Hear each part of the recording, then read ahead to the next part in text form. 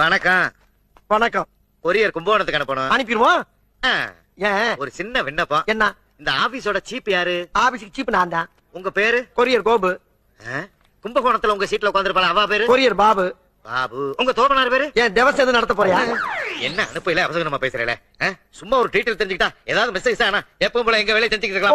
Court கேஸ்னு போவேங்கிறீங்க. பெரிய பிரில்லியன்ட்டா இருக்கு. உன் கொரியர்ல அனுப்ப முடியாது. நீ வெளியே போமல்ல. என்ன கோச்சுக்கிறேன்? என்ன கோவம்? டீடைல் கேட்ட கூட்டமா இல்ல டீடைல் கேட்ட கூட்டமான்னு? அது சரி, பேரை சொல்லிட்டேல. சரி, என் ரூட்ல போய்க்கிறேன். ரேட் எவ்வளவு சொல்லுங்க? 18 ரூபா கொடு. கொடுக்கிறது 18 ரூபா இல்ல 10,000.